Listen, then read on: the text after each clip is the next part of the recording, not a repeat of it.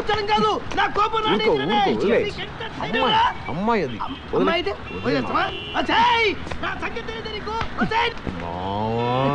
నువ్వు వదిలేయమంటే అమ్మాయా బాగుందా అబ్బని దెబ్బ ఎంత కమ్మగా గుద్దినావమ్మ.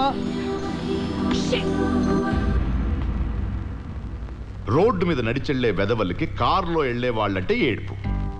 వీళ్ళింతే.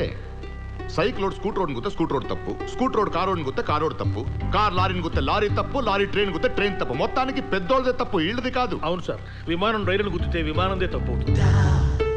మేమింత కష్టపడి కోట్లు సంపాదించి అద్దాల మేడలు కట్టుకుంటే బయట నుంచి నోళ్లు వెళ్ళబెట్టుకుని చూస్తుంటారు. అదే మనం కారులో వస్తుంటే తప్పుకుంటారు, మళ్ళీ ఆశ్చర్యంగా చూస్తుంటారు. అది ఆశ్చర్యం కాదు, కడుపు మంట. పెద్దోడు డబ్బున్నాడు, ఎక్కడ నవ్వుతున్నాడో బాగున్నాడని తెలిస్తే చాలు రాళ్లు పట్టుకుని బయలుదేరుతారు. రే, మనం ఎప్పుడైనా గుడిసెల మీద రాళ్ళు విసిరామా? లేదు సార్, ఎప్పుడు లేదు. తల్లి, ఈ లేబర్ మెంటాలిటీనే ఇంత.